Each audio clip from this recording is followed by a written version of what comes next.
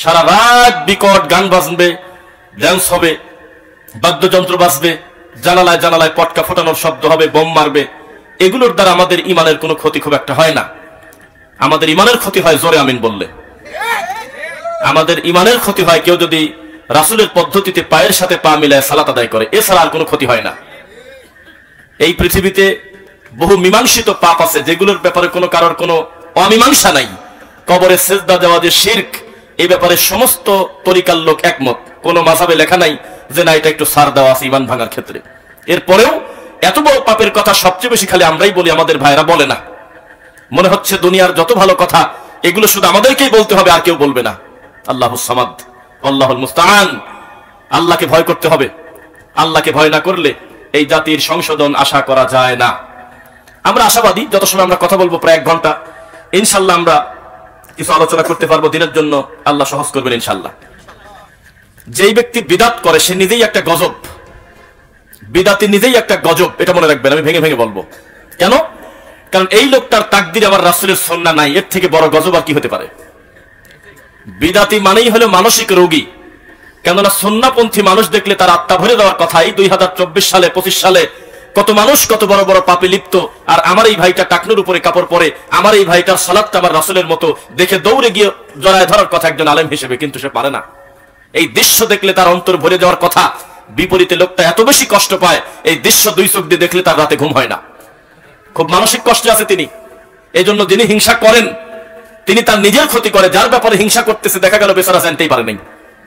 নিজের টেনশন, নিজের দিন নাই রাত নাই, 24টা ঘন্টা তিনি মানসিক কষ্টে আছে। একটা সমাজের 998 জন তরিকাপন্থী পীর ফকিরের নীতি মানে, শুধু 2টা মানুষ মানে না, আল্লাহর ঘরে ঢুকেই রাসূলের মতো করে সালাত আদায় করে। এই ইমামের প্রায় 22 ঘন্টা খুব ভালোই কাটে। 2টা ঘন্টার জন্য যখন ওনার মুখটা দেখে মনে হচ্ছে বিষ খায় মরে যাবে। বেদাতির শাস্তি এটাই। বেদাতি নিজেই একটা গজব। কেননা যেখানে আমার রাসূলের সুন্নাহ উঠে গেল সেখানে বিদাতের জায়গা হলো, যেখানে বিদাতের জায়গা হয়েছে সেখানে আমার নবীর একটা সুন্নাহ উঠে গেছে। এর থেকে বড় গজব কি হতে পারে। মাইয়ুরিদুল্লাহু বিহি খায়রান ইউফাক্কিহু ফিদ্দিন। আল্লাহ যদি কারোর কল্যাণ চান তাকে আল্লাহ তার দিনের জ্ঞান দান করেন। এই কাজ সবাইকে দিয়ে আল্লাহ করাবেন না।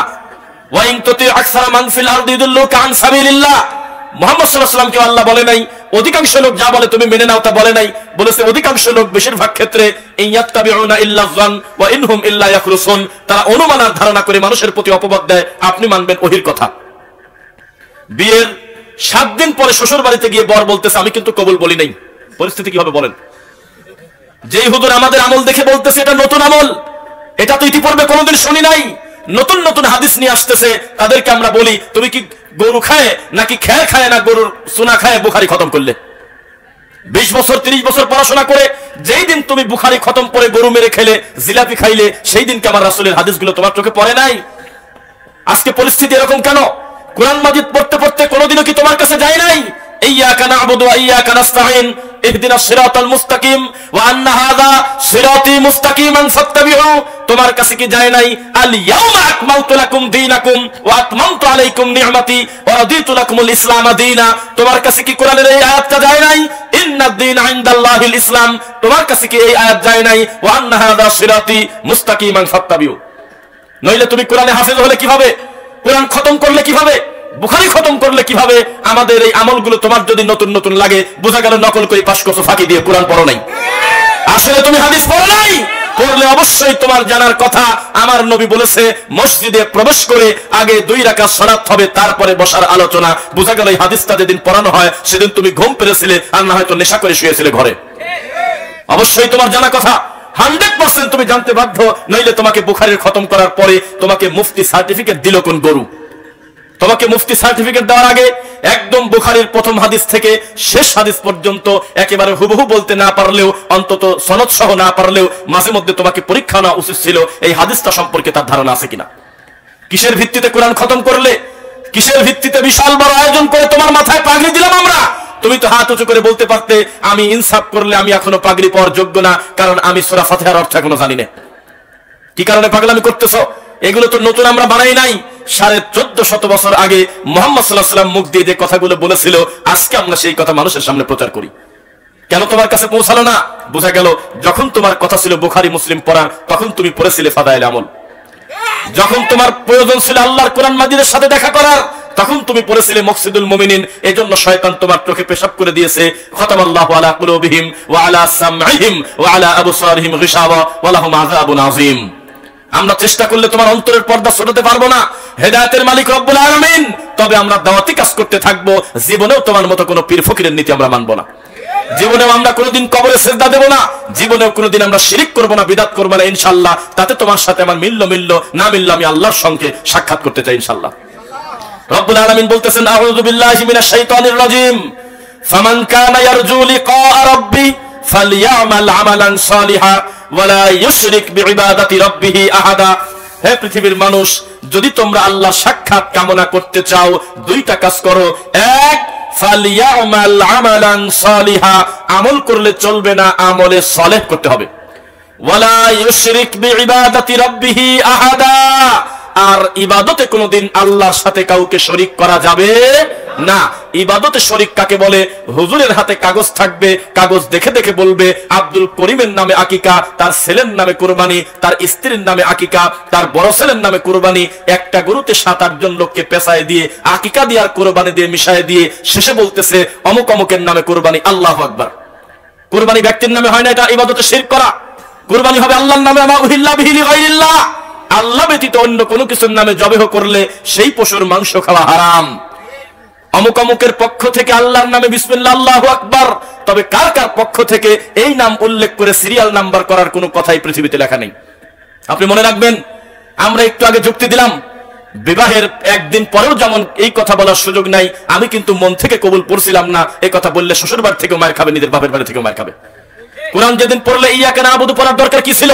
ইহদিনাস সিরাতাল মুস্তাকিম বলে একরেট করে উল্লেখ করে বললাম স্পেসিফিক আল্লাহ একটা জিনিস তোমার কাছে চাই, তার নাম সিরাতাল মুস্তাকিম। এটার নামই হলো তরিকায়ে মুহাম্মদুর রাসূলুল্লাহ। সেই মানুষ সালাত ত্যাগ করে কিভাবে কথা বলতে পারে? আমরা নতুন কথা বলি, আমাদের মাসআলাগুলো নতুন। আমরা যে হাদিসগুলো মানুষের সামনে পেশ করি, এটা নতুন। এই কথা বললো কে? আমরা যখন কোরআন হাদিস পড়ায় ব্যস্ত ছিলাম, তখন তুমি ব্যস্ত ছিলে হলে মকসিদুল মুমিনিন পড়ায়। এটা কার দোষ? এই কোরআন মাজিদ কিসের ভিত্তিতে খতম হয়? বিশ্বজয়ী হাফেজ এখনো পর্যন্ত মুসাফা করতে জানে না, বিশাল বড় আল্লামা সালাম পর্যন্ত জানে না। আমাদের দেশের বড় বড় মুফতি মুহাদ্দিস, বড় বড় মাওলানার থেকে সৌদি আরবে একটা ড্রাইভারের আল্লাহর ভয়টা বেশি। 2 জন ড্রাইভার মুখামুখি অ্যাক্সিডেন্ট করেছে, 2 জনেরই কোটি টাকার গাড়ি দুমড়ে মুচড়ে গেছে, 2 জনই ক্ষত বিক্ষত হয়ে গেছে। এই কঠিন পরিস্থিতিতে 2 জন গাড়ি থেকে বের হয়ে মাগরিবের নামাজ জামাতে পড়তেছে একসাথে। দৃশ্যগুলো দেখেন না? একসঙ্গে মুখামুখি আমরা দেখলাম সিসিটিভি ফুটেজে, একসাথে অ্যাক্সিডেন্ট করলো, 2 জনেরই মুখ ভর্তি দাড়ি, 2 জনেরই মাথায় টুপি, কেউ মাথা গরম না করে 2 জন 2 জনের সাথে গিয়ে কপালে সোবা খায় মুসাফা করে বলে, হে আল্লাহ, তুমি এর থেকে বড় বিপদ দিতে পারতে। আল্লাহ, আমাদের 2 ভাইকে তুমি বাঁচিয়ে দিয়েছো। 1 মিনিট গাড়ি নড়াচড়া করে না, এখানেই থাকবো, পুলিশ এসে দেখবে দোষকার, তারপরে বিচার দেওয়া হবে। তুমি আল্লাহর উপর ছেড়ে দাও না কেন? তুমি নিষেধ করার কে আমিন বলা? তুমি নিষেধ করার কে মাহফিল বন্ধ করার? আল্লাহর উপরে ছেড়ে দাও। আল্লাহ, এই দুনিয়াতে আমি ফু দিয়ে লালন ফকিরকে তুলে দিতে পারবো না। হে আল্লাহ, দেওয়ানবাগের মতো নিকৃষ্ট পাপী যে তোমাকে অপমান করে গালিগালাজ করে, এই লোকটাকে পর্যন্ত আমি ফু দিলে উঠে যাবে না, কারণ হাজার হাজার লক্ষ লক্ষ মুরিদ তার আছে। আল্লাহ, আমি দাওয়াত দেবো তাদের ভ্রান্তি বিষয়ে, তবে তাদের বিরোধিতা করে আমি ফু দিয়ে তাদের উঠাই দিতে পারবো না। তোমার আসমানের মালিকের ফয়সালা আমি চাই।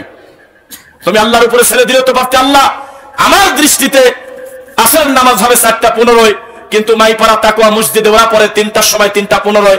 আমার দৃষ্টিতে 4:15 ঠিক আছে আল্লাহ, তবে যেহেতু তারা আল্লাহর ঘরে সালাত আদায় করে, এই অধিকার আল্লাহ আমাকে তুমি দেও নাই। অমকের মসজিদের আযান বন্ধ করো, তোমার উপরে ছেড়ে দিলাম। আমার ভুল হলে তুমি আমাকে সংশোধন করো, ওদের ভুল হলে ওদের সংশোধন করো। এই জমিনে আর কোনোদিন ঝগড়া হতো না। হে রব্বুল আলামিন, আমার দৃষ্টিতে তাবিজ নেওয়া ঠিক আছে, আমার দৃষ্টিতে মানুষের গলায় হাতে বালা তাবিজ নেওয়া ঠিক আছে, ওদের দৃষ্টিতে নাই। হে আল্লাহ, নয় তাদের তুমি ভুল হলে সংশোধন করে দাও, আমার ভুল হলে নয় সংশোধন করে দাও। হে আল্লাহ, যেই ওস্তাদদের কাছে পড়াশোনা করেছি আমিন সহ্য করতে পারতো না, কি কারণে তা আমরা জানি না। আমাদের দৃষ্টিতে এখনো জোরে আমিন বলা ঠিক না, আর ওরা যেহেতু জোরে আমিন বলতেছে, এই কর্মটা তোমার উপরে ফয়সালা দিয়ে দিলাম, তুমি এবং আল্লাহর রাসূল। হে রব্বুল আলামিন, আমি যদি ভুল করি তাহলে আমাকে তুমি সংশোধন করো, আমিনটা জোরে বানায় দাও। ওরা যদি ভুল করে ওদেরটা তুমি নিচে নামায় দাও। এটা যদি বলতো অন্তত ঝগড়া লাগতো না। একাই ডিসিশন নিয়ে নিচ্ছে। শাইখুল হাদিস একা নিজেকে বলে, আল্লামা নিজেকে বলে। যদি তাই হয় তাহলে বুখারী খতম করার পরেও মসজিদে ঢুকে 2 রাকাত নামাজ পড়তে হয়, এই হাদিসটা তার কাছে যায় নাই কেন? জুতা পায়ে দিয়েই জানাজার সালাত পড়ানো ভালো, এটা উত্তম, এই হাদিসটা তার কাছে যায় নাই কেন? ঘোষণা দিয়ে দিচ্ছে ধর্মীয় জাহিলিয়াত কাকে বলে, সবাই জুতা খুলে ফেলেন, করবে কেন? নবী বলেছেন খালিফুল ইয়াহুদ ওয়ান নাসারা, ইহুদি খ্রিস্টানের বিপরীত করো, সাল্লু ফি নিআলিহিম, যার যার জুতা পাই থাক নামাজ পড়ে নাও। আল্লাহর কসম, সহিহ বুখারীর হাদিস। নিচে যদি নিশ্চিত নাপাকি থাকে, ময়লা থাকে, ভিন্ন কথা, নইলে জুতা না খোলাটাই আদব, খোলাটা আদব না। নবী বললেন ইহুদিরা তাদের ওই দূরে আছে গির্জা, এত দূরে আছে তাদের ইবাদতখানা, এখান থেকেই তারা জুতা খুলে মাথাটা নিচু করে যায়। তোমরা তা করো না, তোমরা ডাইরেক্ট জুতা পরেই বলো আল্লাহু আকবার। এর নাম হলো সালাতুল জানাজা। পাঁচ ওয়াক্ত পড়া যায়, হয়তো এখন পরিস্থিতি নাই, টাইস হয়ে গেছে, কার্পেট হয়ে গেছে, আমি জুতা পরে গেলে এই নোংরা মাটি লেগে আল্লাহর ঘরটা নষ্ট হবে, আমি পড়বো না। কিন্তু আল্লাহর কসম, আমি জেদ্দা গিয়ে এখনো দেখছি কয়দিন আগে, এখনো তারা পরিষ্কার পরিচ্ছন্ন কিছু জুতা মসজিদে রেখে দেয় আমার নবীর এই সুন্নাহটা পালন করার জন্য মাঝে মধ্যে। এত রাগ কেন তোমার? তোমার দৃষ্টিতে যদি মরা মানুষের কাছে কোরআন খালি করা উত্তম হয়, তুমি করো। তবে তুমি আল্লাহকে কোনো একদিন তোমার বলা উচিত ছিল, আল্লাহ মনে মনে একটু সন্দেহ লাগে, চারদিক থেকে রফিক বিন সাইদরা যেভাবে তুলে ধরা করতেছে আমাদের, এত রাগ করে, এটা নাকি চলবে না। আল্লাহ আমাদের ভুল হলে সংশোধন করায় দাও, ওদের যদি ভুল হয় তুমি সংশোধন করায় ওদেরকেও মরা মানুষের কাছে যা কুল খালি করার তৌফিক দাও। তাই তো তুমি হক পেয়ে যেতে আল্লাহর উপরে ছেড়ে দাও।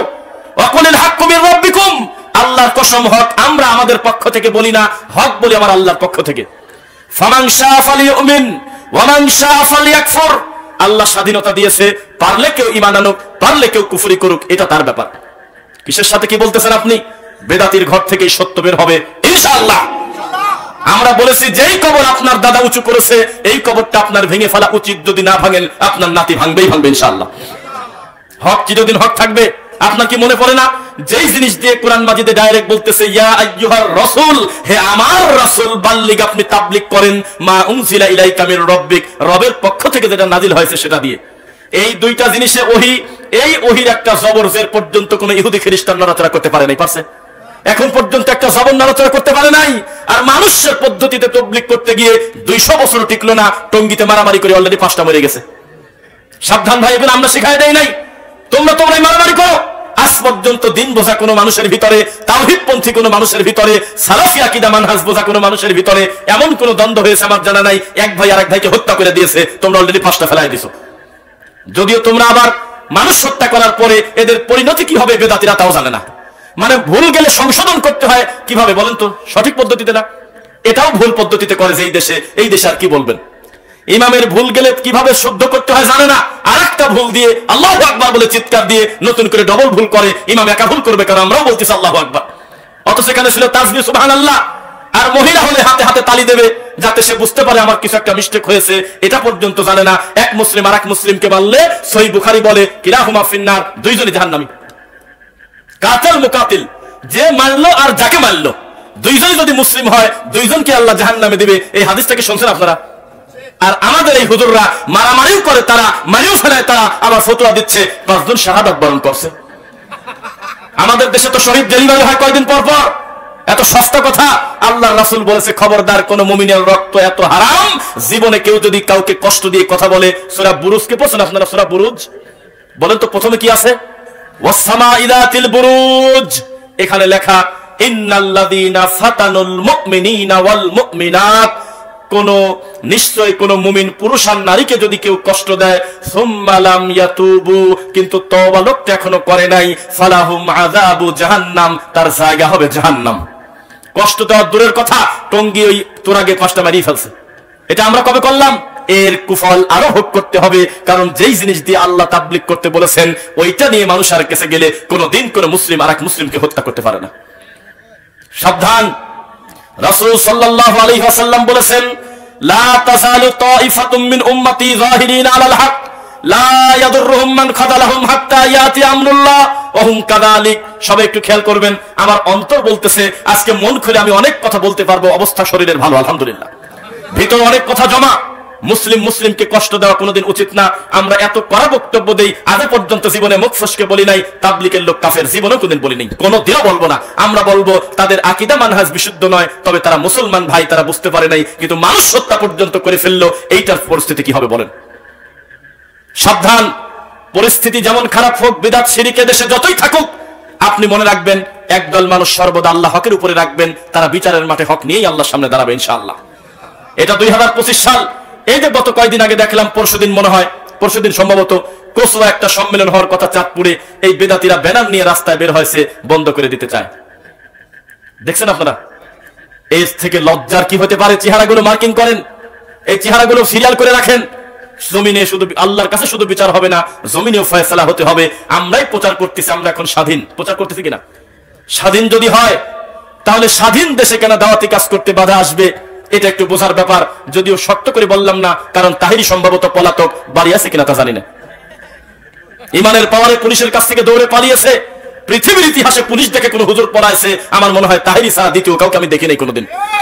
কত আলেমকে, যেই আলেমকে দড়ি না বাঁধলেও যদি ছেড়ে দেন জীবনে দৌড় দিয়ে পালাবে না, এমন আলেমকে পিছনে দড়ি বাঁধি নিয়ে চলে গেছে, তারপরেও তারা 1 মিনিটের জন্য পিছু হটে নাই, আরো পিছন দরজা দিয়ে ভাইগে চলে গেছে। কত বড় ইমানের পাওয়ার, কত বড় সুন্নিয়তের জয়। এই লোকটাকে গুরু মেনে আপনি কুরআন সুন্নাহর মানুষের মাহফিল বন্ধ করতে চান, তবে জাতি এবার আপনাকে মানবে না। আপনি আগে থানায় গিয়ে অবজেকশন দিতেন, ডাইরেক্ট বন্ধ হয়ে যেত। এখন যত পানিঘোলা করতেছেন, আজকে ওই সম্মেলন এখন রানিং হচ্ছে, ঠেকাতে পারবেন না কোনোদিন। কেননা যেই ওসি সাহেব নিষেধ করে দিবে আপনারা মাহফিলটা করেন না, আমার ধারণা লোকটার যদি 3টা ছেলে থাকে, এই 3টা ছেলের একটা মনে হয় বিশুদ্ধ আকীদা পায় গেছে। সম্ভবত একটা ছেলে আমাদের সালাফি আকীদার আলেমরা আমাদেরকে ভালোবাসে, ঘরে থেকেই বাধা আসবে, খবরদার আব্বা এত বড় ক্ষতি করো না। সম্ভবত মাজারের খাদেমের ছেলে দিন বুঝে যাবে দ্রুত ইনশাআল্লাহ। কারণ এই অনলাইনে যদি লেখা যায় শিরক সম্পর্কে কোরআনের কথা, তারপরে বিদআত সম্পর্কে হাদিস, এই জমিনে এখনো যদি ইউটিউবে লেখেন, ইউটিউব প্রায় 96 জনকে ধরে দেবে আহলে হাদিস আলেমদের। বাকি বেদাতিরা খালি হরিণের গল্প। দেখুন কাঁদিয়ে ভাসিয়ে দিলেন হুজুর। এই হুজুর একে বললেন, হুজুর একে ধরলেন, ওকে মারলেন, ওকে ধরে পড়ে গেলেন। এই নোংরা কথা বাদ দিলে তোমাদের কিছু থাকে না। আর আমাদের এক একজন শায়েখের কোরআনের এক একটা আয়াতের উপরে সিরিজ বক্তব্য আছে, প্রায় 30টা করে এপিসোড। কিসের সাথে কি যুক্তি দিচ্ছেন আপনি? শুধুমাত্র রুকু সম্পর্কে, সাজদা সম্পর্কে, 2 সেজদার মাঝখানে বৈঠকের দোয়া সম্পর্কে স্বতন্ত্র বক্তব্য আছে ঘন্টার পর ঘন্টা। তুমি আসো জর্দা নিয়ে ব্যস্ত, তুমি আসো মুসলমান ভাইকে কষ্ট দিতে ব্যস্ত, আমরা ব্যস্ত আছি আল্লাহ এবং তার রাসূলের দিন নিয়ে পড়ে ইনশাআল্লাহ। ও হুজুর, আপনাকে বলেছিলাম, আপনি বলে শাইখুল হাদিস আল্লামা, আপনার জ্ঞান এত বেশি, আপনার নামের উপরে লক্ষ লক্ষ মানুষ জমায়েত হয়। হিংসা করব না কোনোদিন, সংখ্যা বেশি হয়েছে আমরা অস্বীকার করি নাই। কিন্তু এই লক্ষ লক্ষ মানুষের সামনে সমাজে প্রচলিত 10টা বিদআতের সিরিয়াল যদি দিতেন, আল্লাহর কসম পরবর্তী মাহফিলে অর্ধেক লোক হয়ে যেত।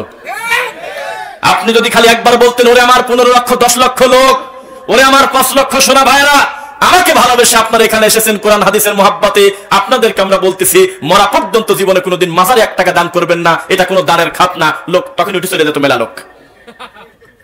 তার মানে যখন বিদেশে যখন জুমার খুতবা দেয়, আল্লাহর কসম 2টা খুতবা দেয় দাঁড়িয়ে, 3টা খুতবা দেয় না ইংরেজিতে দেয় অথবা ওই দেশের ভাষায় দেয়। এই একই লোকটা এসে এই লক্ষ লোকের সামনে যদি খালি একবার মুখ দিয়ে বলতো, ভাই তোমরা মারামারি করো না গো, আহলে হাদিসরা যে জুমার খুতবা দেয় মাতৃভাষায়, এটা কোনো সুন্নাহর বিরোধিতা না, এটাই ভালো, এটা আমার নবী বলছে, তবে এই কথা বললে আল্লাহর কসম লক্ষ থেকে হাজারে নামে আসতো ভক্তরা।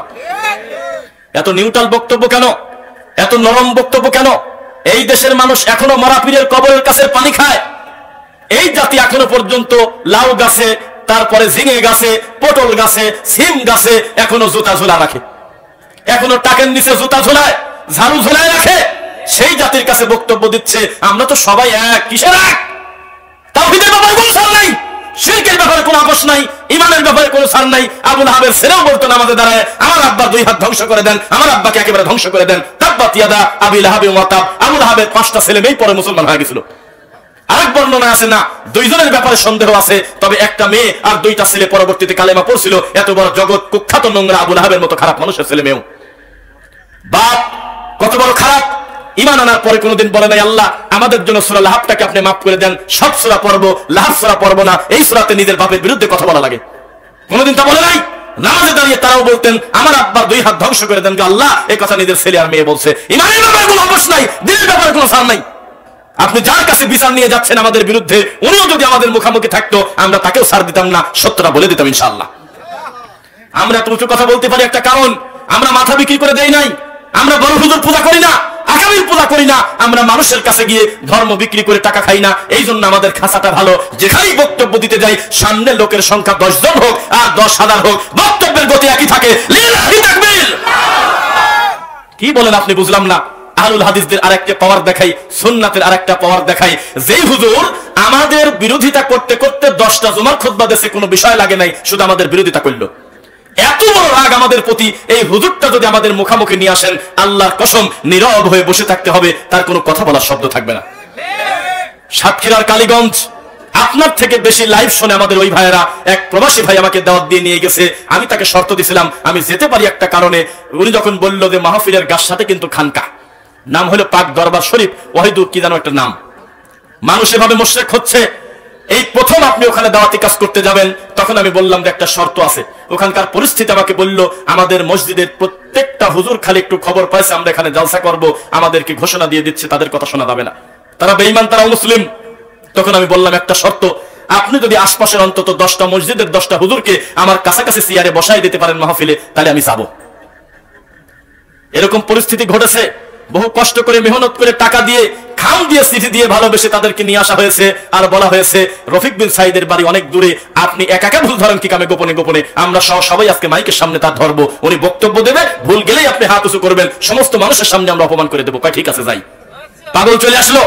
আসার পরে আমি একেবারে মৃত্যুর জন্ম থেকে মৃত্যু পর্যন্ত, রান্নাঘর থেকে কবর পর্যন্ত 140টা বেদাতের সিরিয়াল করলাম। বেদাতির নড়াচড়া তো দূরের কথা, আমি বক্তব্য শেষে কমিটির লোকের বললাম, আমি তো ডানে বামে খুব একটা তাকাই না, তো বক্তব্য যখন আমি রানিং দেই এত বড় সিরিয়াস কথা, তখন আমাদের এই হুজুরদের অবস্থা কিরকম হয়েছিল, কয়েকটা চোখ করে বসেছিল আর মাঝে মধ্যে ডানে বামে তাকায়, মনে হয় বিষের বোতল খুঁজতেছিল। যেহেতু এতগুলো মানুষের সামনে যদি বের হয়ে যায়, তাও তো জুতা মালাই দিয়ে যাওয়ার মতো লজ্জা, তাহলে উঠাও যেহেতু যাচ্ছে না, আশেপাশে মনে হচ্ছে বিষের যদি বোতল থাকতো, হারপিক থাকতো, ইঁদুর মারার ওষুধ খেতো, খায় মরিয়ে যেত, কথা হজম করতে পারতেছে না। আমি বলছি কবরে খেজুরের ডাল যদি গালেন, আপনি আমার শত্রু, আপনি না, ডাইরেক্ট আপনি মুহাম্মদ সাল্লাল্লাহু আলাইহি ওয়াসাল্লামের শত্রু, ইসলামের শত্রু। এই পদ্ধতি আমার রাসূল শেখায় নাই, অথচ প্রতিদিন এই কাম করে, কিছুই কয় না। বিরোধিতা করলে তো পারে, হাদিস আছে, কিছুই কয় না। প্রতিদিন মাগরিবের পর ফজরের পরে সূরা হাসরের শেষ দিনে পড়ে। আমি বললাম যে এটা চলবে না, কোরআনের আয়াত এখানে ফজিলত আছে মনে করে পড়লে পাপ হবেই। একটা লোক আমার দিক টাকা বললো না যে এটা ভুল হচ্ছে, কিছুই কয় না। তারপরে ও জানে শয়তানি করে খাচ্ছে। আমি বারবার বলতেছি তাবিজ নেওয়া শিরক। এখানে প্রায় 6 জন নাকি তাবিজের রোগী, প্রত্যেকটা দিন তারা হাজার হাজার টাকা নিয়ে নিরীহ মানুষের গলায় তাবিজ ঝুলায় দেয়। একটা হুজুর মাথা তুলে বললো না এই তাবিজের আয়াত আছে, পাইছি নাই, কিছু কয় না। আমি বারবার তাদেরকে বললাম কবরের পাশে 4টা খেজুরের গাল, শুধু না খেজুর ডাল তো গাড়া যাবে না, চারপাশে সার্কুল পড়ার জন্য লাঠি পর্যন্ত গাড়া যাবে না। আমি শুনলাম প্রতিদিন কেউ মারা গেলে প্রতিদিন 4টা কুল পরে, আর ওই পরিবারের লোক না পারলে হুজুর নিজেই একটা লাঠি ধরে দাঁড়া থাকে, আমি কাফিরুন। কাফিরুন তো সবাই পারে না, একটু কঠিন। ইখলাস আর ফালাক আর নাস একজনকে বুঝায় দিয়ে কয় আমি কাফিরুন, অথচ হুজুর কিছুই প্রতিবাদ করলো না। সব সময় চলে যাওয়ার সময় আমি বললাম তবে আগামীকালকে একটা কাজ হতে পারে, হুজুর যেহেতু এখন টাইম পেলেন আমাদের কিছু বলা, আগামীকালকে চা খাওয়ার সময় টাইম পাবে। আগামীকালকে যখন মানুষজন চা খেতে আসবে তখন হুজুর টাইম পাবে, এখন তার সময় নাই। তখন লোকজনের সামনে বলবে ইহুদি খ্রিস্টানের দালাল। এটা তো কোনো জবাব না যে আমি একটা লোককে ভুল ধরবো খ্রিস্টানের দালাল বলে, ফিতনাবাজ বলে, ওহাবি বলে, এটা বলে কোন জবাব? আমি তার সামনে ধরে দেব কোরআন হাদিসের দলিল, তখন মানুষ বুঝবে সত্য মিথ্যার পার্থক্য। শোনেন, হুজুরের থেকে বড় বড় বড় আরো বড় দাজ্জাল ছিল ইহুদি খ্রিস্টানরা, ঠিক না? এই ইহুদি খ্রিস্টানরা নবীকে বলল, হে নবী, ওয়াকালু লা ইয়াদখুলাল জান্নাতা ইল্লা মান কানা হুদান আও নাসারা, আপনি আল্লাহকে বলে দেন তার জান্নাতে যদি কেউ ঢুকতে পারে 2 গ্রুপের লোক ঢুকবে, এক হলো ইহুদি, 2 হলো আমরা খ্রিস্টান। নাউজুবিল্লাহ। এত বড় খারাপ কথা বলার পরে আল্লাহ কিছুই বললেন না, রাগ করে তাদেরকে ধ্বংস না করে বললেন কুল হাতু বুরহানাকুম ইন কুনতুম সাদিকিন, সত্যবাদী যদি তোমরা হয়ে থাকো তাহলে তোমরা দলিল পেশ করো। বুঝতে যাচ্ছে? দলিল পেশ করো। দলিল নাই, পরিস্থিতি শূন্য। আল্লাহ সুবহানাহু ওয়া তাআলা এভাবেই পদ্ধতি শিখে দিয়েছে, মন্দকে ভালো দ্বারা প্রতিহত করো, খারাপের সামনে কোরআন সুন্নাহর দলিল নিয়ে দাঁড়িয়ে যাও। যেখানে সুযোগ পাচ্ছে সেখানে আল্লাহুম্মা আমিন। 2 মিনিট 1 মিনিটের জন্য হলেও মুনাজাত করতেই হবে। বিহাক্কি লা ইলাহা ইল্লাল্লাহ আছে কোন জায়গা পায় জানি না, এটা কোন ধরনের কথা? রাসূল সাল্লাল্লাহু আলাইহি ওয়াসাল্লাম যে কোনো মজলিসের শেষে, যে কোনো মজলিস ভঙ্গের পরে, আল্লাহর কোরআন তেলাওয়াতের পরে কত সুন্দর একটি দোয়া পড়তেন, যেই দোয়া পড়লে মানুষ হিসেবে যদি কোনো ভুল ভ্রান্তি হয়, আল্লাহ মজলিস ভঙ্গের দোয়া পড়ার কারণে ভুলগুলো ক্ষমা করে দেবে। সুবহানাকাল্লাহুম্মা রাব্বানা ওয়া বিহামদিক আশহাদু আল্লা ইলাহা ইল্লা আনতা আস্তাগফিরুকা ওয়া আতুবু ইলাইক। এই দোয়া পড়লে ছোট, শুনতে ছোট, দেখতে ছোট, সাইজে ছোট, তবে 4000 বার হাত তুলে মুনাজাত করলে জানা হবে সবাই মিলে একবারই দোয়া করলে তার চেয়ে বেশি ফজিলত হবে। কে কার কথা শুনে সুযোগ পেলেই বিদআত করবেন মনে? হুজুর আপনাকে আমি বলছিলাম আপনার নামের উপরে লক্ষ জনতা জড়ো হয়ে যায়, সাহস থাকলে আগামীকালকে মুখ দিয়ে বলেন মিলাদ পড়া কিন্তু বেদাত। দেখে বলেন তো, দেখি দেখি এই জাতি আপনাকে কিভাবে মূল্যায়ন করে। দুনিয়ার শ্রেষ্ঠ মানুষের নাম বলেন তো মুখ দিয়ে, মুহাম্মাদুর রাসূলুল্লাহ সাল্লাল্লাহু আলাইহি ওয়াসাল্লাম। তার আগেও বক্তব্য চলেছে, পরেও বক্তব্য চলেছে। আবু লাহাব একজন বক্তা, আবু জাহেল একজন বক্তা, হামান একজন বক্তা, ফিরাউন একজন বক্তা, নমরুদ একজন বক্তা, আবু জাহেল, উতবা, সায়বা, মক্কার সব কাফের এক একটা বক্তা, প্রত্যেকেই ওয়াজ নসিহত করত। কিন্তু মুহাম্মদ সাল্লাল্লাহু আলাইহি ওয়াসাল্লাম ওয়াজ করার পরে এমন অবস্থা দাঁড়ালো যে তার নিজের গ্রামে পর্যন্ত থাকা হলো না। ও হুজুর আমাদেরকে যদি খালি মুখ দিয়ে বলে দেন, তবে আপনার প্রতি আমাদের সুধারণা, আমাদের ধারণা, আমরা যেমন জানি মিলাদ পড়া যাবে না, আপনি নিজেও জানেন আল্লাহর কসম আপনার প্রতি সুধারণা, তবে আপনার সাহস হবে না খোলা মাঠে এসে এই সত্যটা স্বীকার করা। কোনদিন সাহস হবে না। এই সত্য যদি স্বীকার করতেন, তাহলে টিকটক করা ছেলে ফেলে আর আপনার সামনে এত জমা করতো না। সাবধান, সংখ্যার বিবেচনা কোনদিন সত্যের মাপকাঠি না। সংখ্যার বিবেচনা কোনদিন সত্যের মাপকাঠি না। এটার বাস্তব উদাহরণ আমাদের দেশে এমনও হুজুর আছে, যেই হুজুর বক্তব্য দিলে যে পরিমাণ ভিউ হয়, ডক্টর জাকির নায়েকের এত হয় না ইদানিং। এর দ্বারা হক বাতিল বোঝা যায় না। হক হলে আল্লাহর পক্ষ থেকে আসে, হক হলে কোরআন আর হাদিস। হক কোনদিন ব্যক্তি জোর করে মানুষকে দিয়ে দেবে না। কোরআন এবং সহিহ হাদিসে হলে হক, পৃথিবীতে আর কোনো হক নাই। আল্লাহর ওহীর কত পাওয়ার দেখেন। একটা সমাজে প্রায় 60% মানুষ ইচ্ছায় হোক অনিচ্ছায় হোক, সুদ দিয়ে হোক আর সুদ নিয়ে হোক, সুদের সাথে জড়িত আছে কিনা? আছে কিনা? নয় কিস্তি তোলে, নয় লাভের উপরে টাকা নেয়। কত বড় বড় পাপী এই সমাজে বাস করে। এই সমাজের কারোর কোনো ইমানের ডিস্টার্ব হয় না। এই সমাজে বহু লোক ঘুষ খায়, কলমের খোসায় কোটি কোটি টাকা নিয়ে আসে।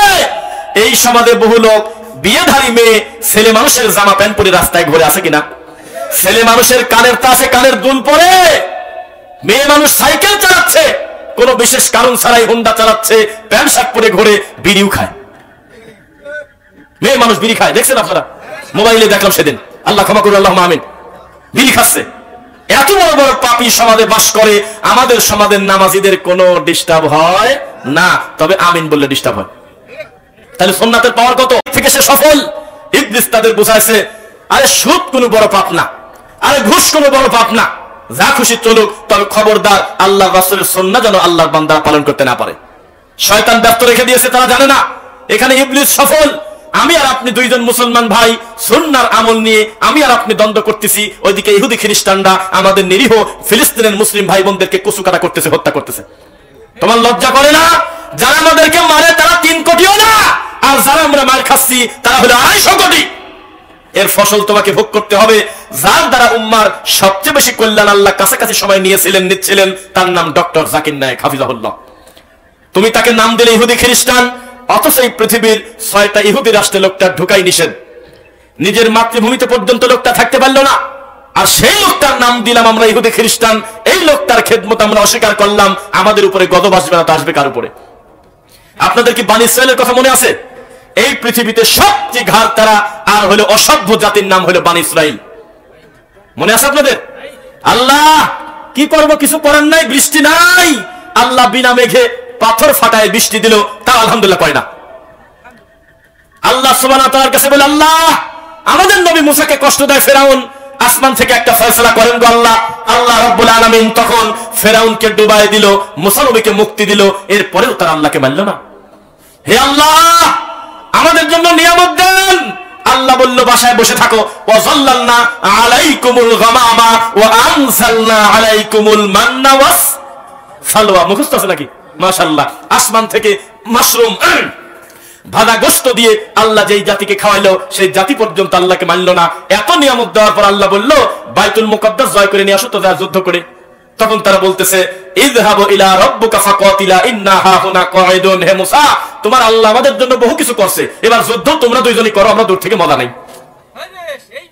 এত বড় নাফরমান! গোটা কোরআন মাজিদে তাদের উদাহরণ দিয়ে আল্লাহ বলে ফেলছে, আমি কি তোমাদের পাথরের ভিতর থেকে বৃষ্টি দেই নাই? আমি কি ফেরাউনকে ডুবা মারি নাই? আমি কি তোমাদেরকে আসমান থেকে ভাজা গোশত খাওয়াই নাই? এরপরেও তোমরা আমাকে মানলে না। শেষ পর্যন্ত আমি তোমাদের উপরে পঙ্গপালের বৃষ্টি দিয়েছিলাম। একবার আসমান থেকে ঝরঝর করে বৃষ্টি পড়ে, ফারসালনা আলাইহিমুত তুফান ওয়াল জারাদ ওয়াল কুম্মাল ওয়াদ দাফাদি ওয়াদ দামা আয়াতিন মুফাসসালাত। আমি আল্লাহ একের পর এক বৃষ্টি দিয়েছিলাম। আসমান থেকে পানি পড়া বাদ দিয়ে খালি রক্ত পড়তো। রক্ত কি পড়তো? রক্ত পড়তো। এগুলো গল্পের মতো লাগে নাকি?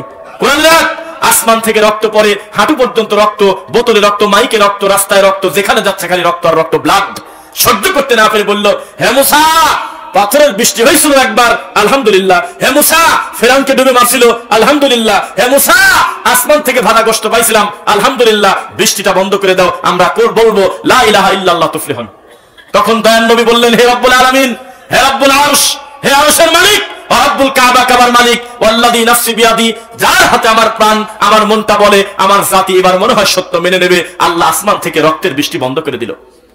পরে এই লোকজনকে বলল, পড়ো লা ইলাহা ইল্লাল্লাহ তুফলিহুন। আমি মুসা তোমাদেরকে শিখাই দিলাম, তোমরা পূর্বে ওয়াদা করেছিলে পড়বে, এখন পড়ো তো, আল্লাহ ছাড়া কোনো সত্য মাবুদ নাই। লোকজন বলতেছে বৃষ্টি এমনি থামি দেতো। এমন একটা সময় তোমার কাছে গেছিলাম, বৃষ্টি প্রায় থামা হয়ে গেছিল, ভুল হয়েছে যাওয়া। আবার বলল ঠিক আছে মানবো না, তখন নবী চলে গেলেন। আল্লাহ নাকশ হয়ে আবার আসমান থেকে বৃষ্টি দিলেন, এবার আর রক্ত পড়ে না, আসমান থেকে ব্যাঙ পড়লো। ব্যাঙ একটানা ব্যাঙ পড়তে পড়তে ব্যাঙের সাগর হয়ে যাচ্ছে, যেদিকে তাকায় শুধু ব্যাঙ আর ব্যাঙ, একেবারে মাথার উপরে ঠাস ঠাস করে ব্যাঙ পড়ে। সহ্য করতে না পেরে মুসার কাছে গিয়ে বলতেছে হাতটা আবার তোলেন, আর শয়তানি করবো না। তখন আবার মুসা নবীর কাছে গিয়ে লোকজন দলবল গিয়ে বলতেছে সিদ্দিক সরের মতো, আমার ভুল হয়েছে, ক্ষমা করে দেন। আসলে মন থেকে বলে না এই শয়তানগুলো। আল্লাহ যখন বৃষ্টি বন্ধ করে দিল, তখন বলতেছে গতবারের মতো এবারও একেবারে শেষের দিকে গেলাম, ভুল হয়ে গেছে। তারপরে আল্লাহ দিলেন হলো উকুনের বৃষ্টি, মাথার উকুন। এরপরে দিলেন পঙ্গপালের বৃষ্টি, ফলাফল জিরো, ফাস্তাকবারু ওয়া কানু কওমান মুজরিমিন, অপরাধী সম্প্রদায় আমি আল্লাহকে মানল না। বনী ইসরাইলের মতো অবস্থা আজকে হয়েছে। দুই গ্রুপই মুসলমান, দুই গ্রুপের হাতে ফানাইল, দুই গ্রুপের মাথায় টুপি পাসকলি, দুই গ্রুপের কাঁধে আছে আপনার বিভিন্ন টোপলা খাতা। দূর থেকে তারা এসেছে, গ্রাম থেকে। আমি খালি দুঃখ করে কয়েকদিন আগে বললাম, এক গ্রুপ আর এক গ্রুপকে যখন বাড়ি দেয়, ও বোঝে কিভাবে দিনা জুবাইরের লোক একই তো সব। আমি তাজ্জব হই, সিরিয়াল করে কিভাবে, সবার হাতেই লাঠি, তো মারামারি যখন লাগে তবলিগ জামাতে, ওরা ঠিক পায় কিভাবে দিনা জুবাইর আর সাদের লোক মারামারি করতেছে। সাবধান, আপনি মনে রাখবেন, অপরাধী সম্প্রদায় আল্লাহকে মানে না, আর আকাবির পূজা নামক আমাদের সমাজে পূজা করে, এ মরা পূজার থেকে বেশি খারাপ। আপনার কথা আমাদের মনে আছে, আপনি বলেছিলেন আল্লাহর নবী সহ্য করতে না পেরে আহমদ শফির ডাকে কবর থেকে উঠে জান্নাতি সাহাবীদেরকে নিয়ে শাপলা চত্বরে রওনা দিয়েছিল, এমন বক্তব্য আমাদের মনে আছে। এই হুজুর আমাদেরকে গালি দেবে না, দেবে কে? এই হুজুরের দাঁত হলো তরমুজের বিসি, জ্বর দেখাতে খাতি শেষ, তাবিজ বিক্রি করে ইমান নষ্ট করে। এই লোকটা আল্লাহর ঘরের বিরোধিতা করবে না, করবেটাকে আমাকে একটু বলে দেন। আপনার কি মনে আছে আব্দুল কাদের জিলানী রাহিমাহুল্লাহর কথা? যেই লোকটার ব্যাপারে এই সমাজে আলাদা একটা তরিকা আছে, পীর ফকিরের নীতি, অথচ তিনি মরার আগে বলে গেছে, যেই জামানায় যারা আহলে হাদিসদেরকে নামে বেনামে গালিগালাজ করে, তারাই হলো বেদাতি, তারাই হলো বেদাতি, তারাই হলো বেদাতি। আব্দুল কাদের জিলানীর নামে এই দেশে রামায়ণ লেখা হয়েছে, নাম দিয়েছে গুনিয়াতুত তালেবিন। আগের ছাপার সাথে পরের ছাপা মেলে না। কত সুন্দর করে 26 নাম্বার পৃষ্ঠা তুলে ফেলছে, কন্ত জ্বালা। আগের ছাপাতে লেখা আছে আসহাবুল হাদিস, আহলুল হাদিস, এরাই হলো ফেরকায়ে নাজিয়া, এরাই হলো নাজাত প্রাপ্ত দল। ওই কয়েকটা পৃষ্ঠা বেদাতিরা তুলে দিয়েছে। শোনেন, আল্লাহর গজব আসবেই। বনী ইসরাইলরা যেমন পালানোর পথ পায় নাই, কাউকে আল্লাহ বানর পর্যন্ত করে দিয়েছে। আপনার একটু শুকরিয়া আদায় করার দরকার। যে পরিমাণ সুন্নাহ বিরোধী শিরক পক্ষে, তাওহীদের বিরুদ্ধে কাজ করেন, তাতে বানর বিড়াল কুত্তা হওয়া খুব একটা কঠিন কিছু না। এত নাফরমানি কিভাবে করতেছেন আপনি? আমরা দেখেছি এই জমিনে মানুষ দুনিয়ার ক্ষমতা পাওয়ার পরে আলেম ওলামার বিরুদ্ধে কিভাবে প্রতিবাদ করেছে, দেখেছেন আপনারা? আপনাকে আমি বলছিলাম, আপনি সাইদি রাহিমাহুল্লাহকে একা ভালোবাসেন না। এই বাংলার জমিনে যদি সত্যি মানুষটাকে অন্তরস্থল থেকে বেশি ভালোবাসে, তারা হলো একমাত্র আহলে হাদিসরা। তারা তাদের সঠিকটাকে মূল্যায়ন করে, তার ভুলটাকে ভুল বলে। জীবনে তারা তাকে আল্লাহ মনে করে নাই, আবার আপনাদের মতো ভণ্ড মনে করে নাই। যেই মানুষটা আজকে থেকে প্রায় 40 বছর আগে হাত উঁচু করে বলেছিলেন, নামাজ উম্মতিরা নামাজ, নামাজ আমাদের অনেকেরই শুদ্ধ হয় না, নামাজ যদি শুদ্ধ করতে চান নাসিরউদ্দিন আলবানী সালাতুর রাসূল বইটা পড়বেন, বলে নাই? ও বেদাতি, তুমি সেদিন কোথায় ছিলে যেদিন তিনি বলেছিলেন আল্লাহ হলো কলবে? এই কথা বললে আকীদা শুদ্ধ হয় না, আকীদাকে সাফ করতে হবে। টেনে টেনে বললেন সাইদি সাহেব, আকীদা করতে হবে আল্লাহ থাকে উপরে। কথা বোঝা যাচ্ছে? চিৎকার দিয়ে তিনি বলেছিলেন যে শবে বরাতের রুটি হালুয়া বেদাত, এটা করা যাবে না। তিনি চিৎকার দিয়ে বলেছিলেন মসজিদের মাইকে আর আছে 5 মিনিট, আর আছে 10 মিনিট, আর আছে 15 মিনিট, এই কথা বলে বলে সাহারির সময় ডাকা, এটা চলবে না, এটা বেদাত। কোথায় ছিলেন আপনি? কিসের ভালোবাসেন তাকে? তাকে ভালোবেসে আপনারাই তাকে খারাপ করেছিলেন এক সময়। এই সম্মানী মানুষটাকে জেলে নিয়ে গেল, ভালো মানুষ তার জন্য কল্যাণের দোয়া করে, আর এই বেদাতিরা কষ্টে সাদেও তো দেখা দেয়। এভাবে শয়তানি করেছেন আপনারা তাকে নিয়ে। মানুষটা মারা গেল, অন্তর থেকে আমরা দোয়া করেছি আল্লাহ মানুষটার আগে কিছু ভুল ভ্রান্তি ছিল, আল্লাহ নবীর সত্য কথা সামনে আসার সাথে সাথে তিনি মেনে নিয়েছে। ডাইরেক্ট তিনি মদিনা বিশ্ববিদ্যালয়ে গিয়ে ডাইরেক্ট তিনি স্বীকার করেছে যে আসলে আমাদের এটা ভুল ছিল, আমরা মেনে নিচ্ছি আলহামদুলিল্লাহ। আমাদের সালাফি বরবার আলেম পর্যন্ত পোস্ট দিয়ে স্বীকার করে। সেই লোকটা মরে গেল, এই বেদাতিরা বলল উনি মরে গেছে জন্য ভূমিকম্প হয়েছে। অথচ আল্লাহ নবী এই কারণে ধমক দিয়েছে, তার ছেলে ইব্রাহিম মরে গেল, কোলের উপরে মরে গেল। লোকজন বলল ওই দেখো চন্দ্রগ্রহণ হয়েছে, হবে না আবার, আল্লাহ নবীর ছেলে ইব্রাহিম মরে গেছে তো সেই জন্য। আল্লাহ নবী সহ্য করতে পারে নাই। খবরদার, চন্দ্রগ্রহণ, সূর্যগ্রহণ, ভূমিকম্প সবকিছু আল্লাহর একটা নিদর্শন আয়াত। আমার ছেলে মরে গেছে, এটাও আল্লাহর হুকুমে, একটার সাথে একটা মিলায় না। খবরদার। কাকে কি বলতেছেন আপনি? যেই পীর ফকিরের কবরকে পূজার জায়গা বানিয়েছেন, যেই ফকিরের কারণে আজকে আপনি ইমান ধ্বংস করতেছেন, এই তুলনাও তো চলে না। দুনিয়ার শ্রেষ্ঠ মানুষ মুহাম্মদ সাল্লাল্লাহু আলাইহি ওয়াসাল্লাম তিনি বলে গেছে, লা তুতরুনি কামা আতরাতিন নাসারা ওয়া মারইয়াম, আমি নবীকেও তোমরা বেশি ভালোবাসতে গিয়ে বাড়াবাড়ি করতে করতে ঈসা নবীর মতো আল্লাহর ছেলে বানায়ো না। ফা ইন্নামা আনা আব্দু, তোমরা আমাকে বলো মুহাম্মদ আল্লাহর বান্দা, ফাকুলু আব্দুল্লাহ ওয়া রাসূলু, তবে পার্থক্য আছে একটা, আমি শুধু বান্দা না আল্লাহর রাসূলও বটে, তোমরা শুধু বান্দা আল্লাহর রাসূল না। আপনি কিসের সাথে কি করেন? জীবনে যদি কবরে একটা টাকা দান করে থাকেন, আলাদা করে যদি তওবা না করে মরেন, আপনার পরিস্থিতি খুব কঠিন আছে। টাকা দান করার এটা খাত না। মরা মানুষের কাছে টাকা দান করবেন কিসের ভিত্তিতে? আর আমি খালি দুঃখে মরি, এই পীরগুলো মরেও পজিশন মতো। সারদা বা আরানি অথবা আব্দুলপুর স্টেশনের মাঝামাঝি মরে না, পজিশন মতো মরে, যেখানে লোকজন দাঁড়ায় না, কোন স্টপেজ নাই, একেবারে অন্ধকার, ওখানে মাথা হয় না। হয় হলো মেইন হাইওয়ে পজিশনের সামনে, যাতে টাকালারা বাসালারা নিরীহ মানুষ ধর্মকর্ম বোঝে না যে এত টাকা আয় করি, দেড়ে একটা 1000 টাকার নোট মালিকের দাবি আমার কি, দেড়ে গরু জবাই করে দে, চুরি করি এটা কুরবানি দিয়ে দে। এটা তো সেরকম হলো, পজিশন মতো মরতেছে পীররা। অথচ আমরা স্বীকার করি, বিশ্বাস করি, এই জমিনের সবচাইতে নাম করা বড় অলি হিসেবে যাদের ধরা হয়, আমাদের ধারণা তাদের ভিতরে সবচেয়ে বেশি আমাদের দেশে যাদের পূজা করা হয়, তার 1 নম্বর আছে শাহজালাল, 2 নম্বর আছে চট্টগ্রামের বায়েজিদ বোস্তামি। অথচ আমাদের মন বলে, গুগল বলে, ইউটিউব বলে, তদন্ত বলে, শিক্ষা বলে, এই 2 জন আমাদের বাংলাদেশে আসেই নেই, আসেই নেই কোনদিন। কি যে আসেনি আল্লাহ জানে, বাকি লোকের কথা আল্লাহ আলাম, তুমি আল্লাহ ভালো জানো। এখানে যদি শুয়ে থাকে তো বাগদাদে আছে কিনা? তো 4 দিয়েছে মাদার, একই ব্যক্তির নামে 6টা মাদার কেন? এটা ফটোকপি কোথায় পেল? বিভিন্ন জায়গায় ডবল পাঠ হয়ে তারা আছে, বোঝা গেল নিচে যারা শুয়ে আছে কিনা জানি না, তবে জীবিত মানুষের গাঁদা খাওয়ার আঞ্জাম দেওয়ার জন্য এগুলো তারা প্রতিষ্ঠিত করে রাখছে। এমন কোন প্রতিষ্ঠিত মাজার নাই যেই মাজারের চতুর্পাশে ভিক্ষুক আর ফকিরের সংখ্যা স্বাভাবিক জায়গা থেকে বেশি না। যদি নিচের লোকটা সত্যি যদি একটু জীবিত থাকতো, 99% মনে করেন পীর মরে গেছে, 1% ভিতরে বাইসে আছে, এই 1% যদি থাকতো তাদের খুব মানে লাগার কথা, আমি এত বড় জমিদার নিচে শুয়ে আছি আর তুই ফিরে বিক্রি করতেছিস রে, এটা আমার মানে লাগে।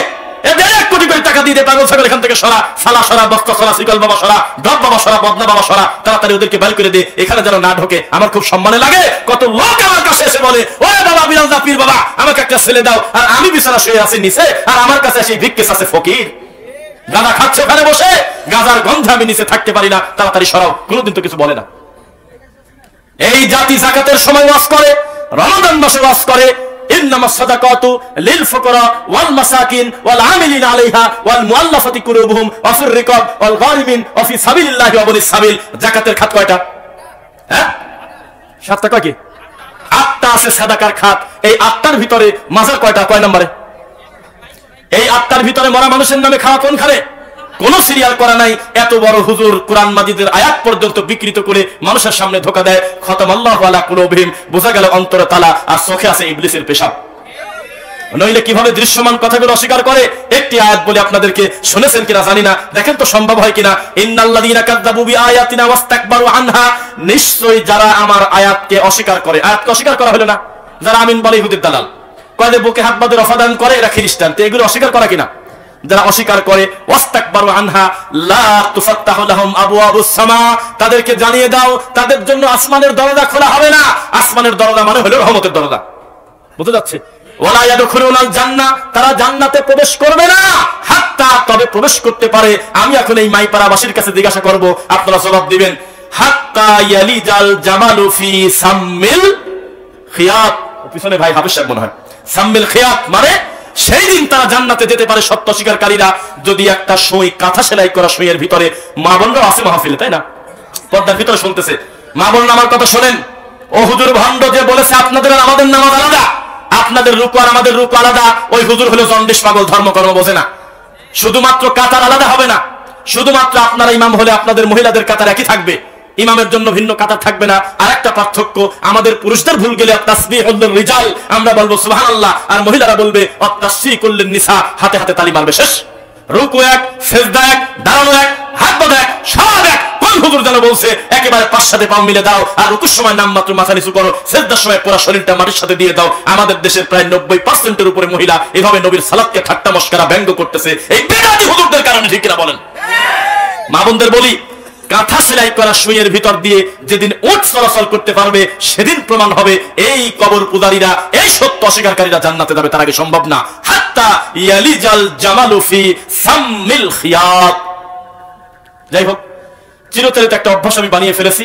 আমার পরে যদি আমাদের সম্মানিত কোনো আলোচক থাকেন, আমি আর 2 মিনিটও কথা লম্বা করি না, তার সম্মানার্থে এটা তার হক যে আমি সালাম দিয়ে আমি বিদায় নেব, এটাই সবচেয়ে সুন্দর। তবে আজকে একটা পরিচ্ছন্ন মাহফিল এসেছি, যেই মাহফিলে কালেকশন নাই, যেই মাহফিলে কোনো নেতার বক্তব্য নাই, রানিং বক্তব্য ঠেকাই দিয়ে কোনো অতিথি ঝামেলা করলো না, পরিচ্ছন্নভাবে আল্লাহর বান্দাদেরকে নিয়ে 2টা কথা বলেছি।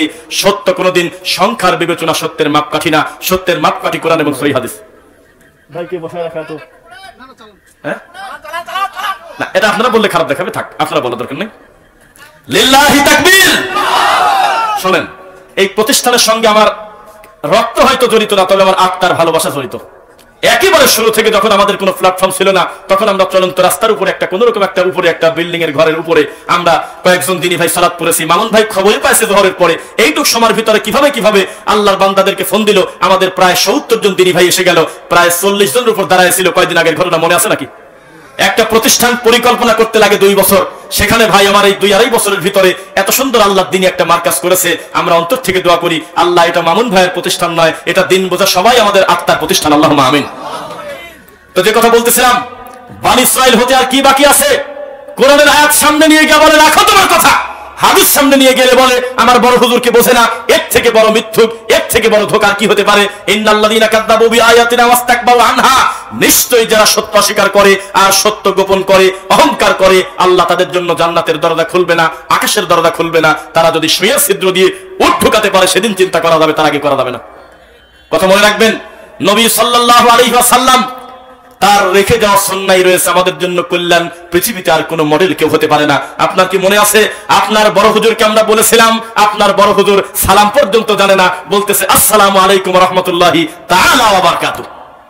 এই কোন ধরনের মডেল? সালাম আবার মডেল করা যায় নাকি? শব্দ কম বেশ করা যায়? এটা ঈমান।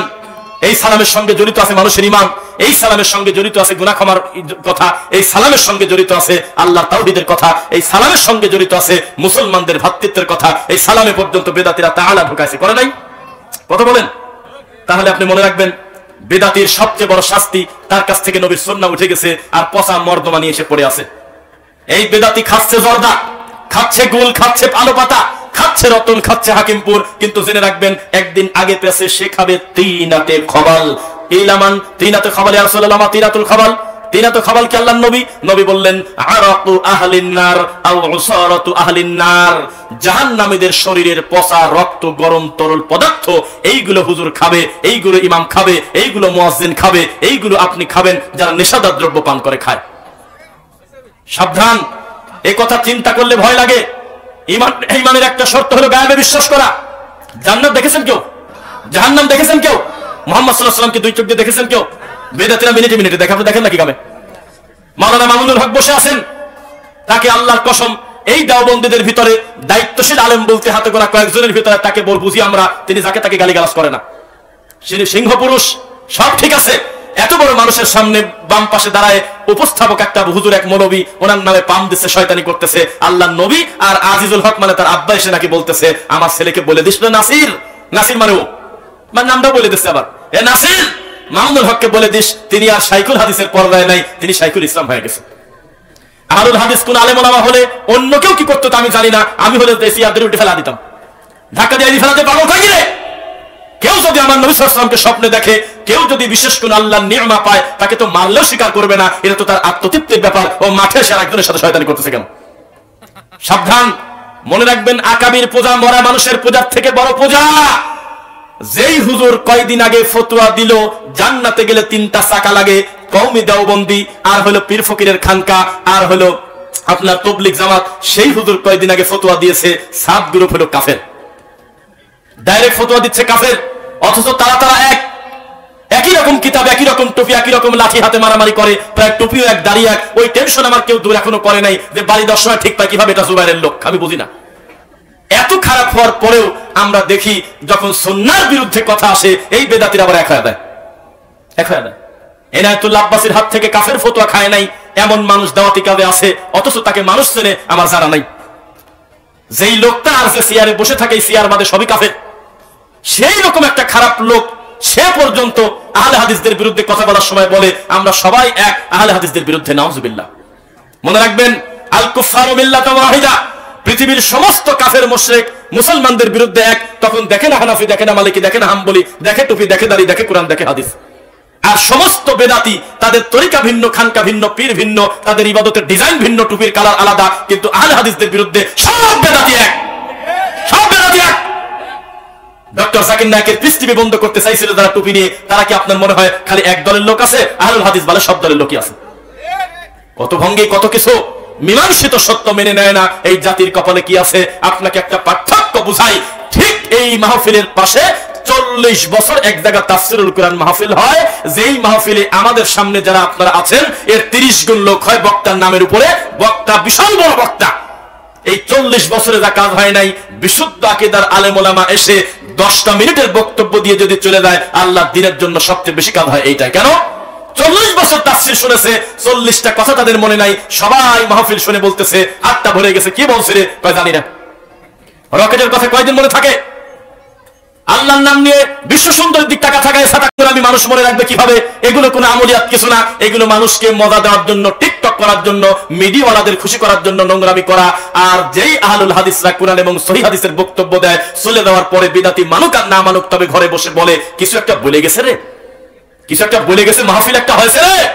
অথচ এই গ্রামে কত মাহফিল হয়, কোন বেপর্দা মহিলা ঠিকই পায় না, কোন সুদখোর ঠিকই পায় না, কোন ঘুষখোর ঠিকই পায় না, কোন কবর পূজারী জানেও না, কোন বেদাতি জানেও না। আর আহলুল হাদিসরা বক্তব্য দেয়, প্রত্যেকটা বেদাতির কলিজা কাঁপে। আল্লাহ, এইভাবে যদি তারা দাওয়াতি কাজ রানিং রাখে, আমার জর্দা গেল, তাবিজ গেল, জিলাপি গেল। মনে রাখবেন, এগুলো কোরআন সুন্নাহর পাওয়ার। কোনদিন আমরা কাউকে শিখায় দেয় নাই যে লাঠি হাতে করে বেদাতিকে মারো, কোনদিন আমরা বলি নাই। আমরা বলেছি আমরা মানুষ, আমাদেরও ভুল আছে, তবে মানুষকে ডাকবো দা ইলাল্লাহ, আল্লাহর দিকে। তা বলি নাই? তরিকার দিকে ডাকবো না, খানকার দিকে ডাকবো না, ডাকবো হলো আল্লাহ এবং তার রাসূলের দিকে। তবে ভিতরটা আজকে ফেটে যায়। গত রাত্রি 31শে ডিসেম্বর, মানে 31st নাইট, মনে আছে নাকি? আপনাদের এলাকার কি খবর তা জানি না। আল্লাহর কসম, ঢাকা শহরের মানুষ তার নিজের ঘরের জানালা পর্যন্ত খুলতে ভয় পাইছে। নিজের ঘরের জানালা খোলে নাই 31st নাইটে। না জানি একটা পটকা ছুটে এসে আমার নিরীহ বাচ্চাকে মেরে দেয়। সাদে বাপের সঙ্গে ঘোরাফেরা করতেছিল, একটা দূর থেকে পটকা বোম এসে এই বাচ্চাকে দুনিয়া থেকে নিয়ে গেছে গতবার। এবছরও 2 থেকে 3টা বাচ্চা আগুনে ঝলসে গেছে। হাজার হাজার জায়গায় অগ্নিদগ্ধ হয়ে হাজার হাজার মানুষের তার বাড়িঘর বিভিন্ন জায়গায় আগুন লেগে গেছে। হুজুর ঠিক পাই নাই, হুজুর খালি ঠিক পাইলে ঠাডা পড়ছে হলো এই মাহফিলের মাইকিন হলে বলে তার কষ্ট হয়। এই তো হুজুরের ইমানের পাওয়ার। হুজুর যদি বিয়ে বাড়ির গান বন্ধ করতে যায়, আমাদের দেশের এই সমস্ত বেদাতিরা হুজুরের হাতে ভেঙে দিবেনি। সুন্নাতে খাতনার অনুষ্ঠান করতেছে, জন্মদিনের অনুষ্ঠান করতেছে, বিশাল বড় ডেস্ক বানায় যাতে সুস্থ মানুষ অসুস্থ হয়ে যায়, অসুস্থ মানুষ প্রায় মরার পথে, তাতে হুজুরের ইমানের কোনো ক্ষতি হয় না। আর আমাদের এই মাহফিলের মাইক আর প্রচার করলে হুজুরের নাকি জীবনটা শেষ হয়ে যায়। এগুলো দুঃখ কথা। একটু উদাহরণ না কেন? কোনদিন খবর পাবেন না এই তাকওয়া মসজিদে কোন হানাফি অথবা কোন ভিন্ন তরিকাপন্থী ভাই সালাত পড়তে এসে একটা কটু কথা শুনে গেছে। যদি প্রমাণ হয়, আমরা আহলে হাদিসরা রাস্তায় বের হয়ে রওনা দিয়ে এখানে সেই কমিটির বিরুদ্ধে যুদ্ধ করব। যদি প্রমাণ দিতে পারেন, তাহলে বিপরীতে আপনাদের ওখানে সালাত পড়তে গেলে ফেরত দেন কেন? বের করে দেন কেন? মানুষকে কষ্ট দেন কেন? স্বাধীনভাবে চলেন। আর হজ করতে এরা সৌদি দেয় কে? সিঙ্গাপুর দাবি পারে না? রাসূলের সুন্নাহর প্রতি এত রাগ কেন?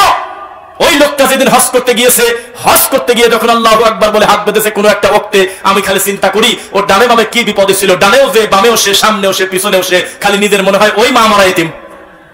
অধিকাংশই হাঁটু পরে, অধিকাংশই পাঁচ সাথে পাও মিলানো, অধিকাংশই অনেক দলিন বলতেছে জোরে। একদিন সম্মিলিত মোনাজাত নাই। যারা একদিনের ইনকাম দিলে আমাদের এই দেশের 10-12টা শিল্পপতি দ্বারার উপর কিনা যাবে, এই স্বর্ণ ব্যবসায়ী সৌদি আরবের, এর বাপ মরে গেছে, কোনদিন বলে না নামাজের পরে একটু বসবেন, মৌতিখানার জিলাপি আছে, কোনদিন বললো না। তাহলে এই হুজুর ওখানে হজ করতে গেল, উমরা করতে গেল, আবার এসেই বলতেছে যে খয়রাত করা লাগবে, কুলখানি করা লাগবে, মিলাদ পড়তে হবে, তাবিজ কবজ নিতে হবে। ও সৌদি গিয়েছিল কিনা সিসিটিভি ফুটেজ না আসা পর্যন্ত বিশ্বাস হচ্ছে না। কেমন কথা? আজকে তো মানুষকে ফাঁকি দেওয়া যায় না। সারা পৃথিবীর সমস্ত মানুষ যদি মনে করে এই মুহূর্তে পৃথিবীর সবচেয়ে প্রভাব বিস্তারকারী ভালো আলেম, নাম করা হুজুর, আল্লাহর নবী যেখানে দাঁড়িয়ে সালাত পড়ে সেই মসজিদে পড়ায়, তার নাম হলো আব্দুর রহমান সুদাইস। উনি আজকে এশার সালাতে কি সূরা পড়ছে, কয় মিনিট টাইম লাগছে, রুকুতে কত সময় ছিল, 2 সিজদার মাঝখানে টাইম নেছে কিনা, কত সময় সালাত আদায় করেছে, পুরো দৃশ্যটা এখন তার মোবাইলে আসা সম্ভব কিনা। আজকের দিনে এখনো কি কারণে ভঙ্গি করে তা আমি জানি না। রাসূল সাল্লাল্লাহু আলাইহি ওয়াসাল্লামের সুন্নাতের কত পাওয়ার। এই জমিনের মানুষ নারায়ে তাকবীর বলে পাকা রাস্তার উপরে জীবন দেশে বড় বড় আলেমের জন্য জীবন অস্বীকার করব না, কিন্তু টাকনুর উপরে কাপড় পরবে না। এখন যদি বলা হয় জীবন দিতে হবে, একদল যুবক দাঁড়িয়ে যাবে রেডি, কিন্তু দাড়ি রাখে না, ওই যে বিরাসের মতো দাড়ি বাড়েও না কমেও না, গুটি সন্না দেখা ধরে আছে। আমাদের দেশের মানুষের কাছে জীবন দেওয়ার থেকে টাকনুর উপরে কাপড় পরা কঠিন। জিহাদ করে নিজের জান চলে রাখতে হবে, দাড়ি বড় করবো না, এইরকম ইমানদাররা ফতোয়া দিচ্ছে আমরা নাকি ফিতনাবাজ। তোমার ফতোয়া তো মুরগিও শোনে না। যেই মানুষ ফতোয়া দিলে সারা পৃথিবীর মুসলমানের আত্মা ভরে দেয়, তার নাম মুহাম্মদ সাল্লাল্লাহু আলাইহি ওয়াসাল্লাম। 1450 বছর আগে তিনি মারা গেছেন, 1450 বছর আগে তিনি দুনিয়াতে এসেছিলেন। এখন আমরা তাকেই ভালোবাসি, শুধুমাত্র শুধুমাত্র তাকে মেনে জান্নাতে যাব ইনশাআল্লাহ। কোনো আপোষ নাই। কোন তরিকা কোন কিছু মানুষের কোন কল্যাণ দিতে পারবে না। মনে রাখবেন 2025 সালে এখনো হিল্লা বিবাহ নিয়ে পড়ে আছে আমাদের এই বেদাতি হুজুররা। আল্লাহর ঘরের ভিতরে সিঁড়ির উপরে সঙ্গম করলে ইমানের ক্ষতি হয় না। আর আমার মা বোনরা পর্দার আড়ালে সালাত পড়তে যাবে, আল্লাহর নবী বলছে তোমরা ডিস্টার্ব করো না, নিষেধ করো না, মসজিদে না এসে বাড়িতে পড়লে উত্তম, তবে মসজিদে যেতে চাইলে কোনো পুরুষ তোমরা বাধা দিও না। না, রাসূলুল্লাহ সাল্লাল্লাহু আলাইহি ওয়াসাল্লাম, আল্লাহ রাসূল নিষেধ করেছে। বাজার ওপেন মহিলাদের জন্য, ডান্সের বার ওপেন, বিড়ি খাচ্ছে মেয়ে ছেলে ফেলে ওপেন। বিশ্ববিদ্যালয়ের যেই লোকটা ওই যে আপনার পরিচ্ছন্ন কর্মী, তাকে জিজ্ঞাসা করবেন যখন পরিষ্কার করে পরিচ্ছন্ন করে কত কন্ডম পায় আর কত সিগারেটের প্যাকেট পায় আর কত খারাপ জিনিস পায় মহিলা হোস্টেলের পিছনে। অথচ অবিবাহিতা, অথচ যেই হোস্টেলে কন্ডম পাওয়া যায়, তারপরে যৌন উত্তেজক ট্যাবলেট পাওয়া যায়, নেশার বোতল পাওয়া যায়, অধিকাংশ যে সমস্ত জায়গায় বিশ্ববিদ্যালয়ে পাওয়া যায়, এখানে 90% উপরে তারা বিবাহিত এখনো হয় নাই, অবিবাহিত। এত বড় পাপ চোখে পড়ে না। আর মসজিদে আসলে ফতোয়া দিচ্ছে এটা নাকি জায়েজ নাই, বলে নাউজুবিল্লাহ। মসজিদে এসে কোনো মেয়েকে ধর্ষিতা হয়? আল্লাহ তুমি আমাদের অতীতের ভুলগুলো ক্ষমা করো, এই উগ্রবাদী থেকে আমাদেরকে ফিরে এসে কুরআন সুন্নাহ মোতাবেক চলার তৌফিক দাও।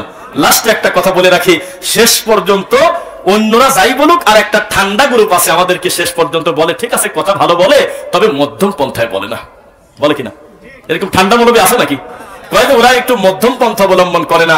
মনে রাখবেন মধ্যম পন্থা কোনোদিন বলার ভিতরে আর ব্যক্তির ভিতরে না, কোরআন হাদিস নিজেই মধ্যম পন্থা।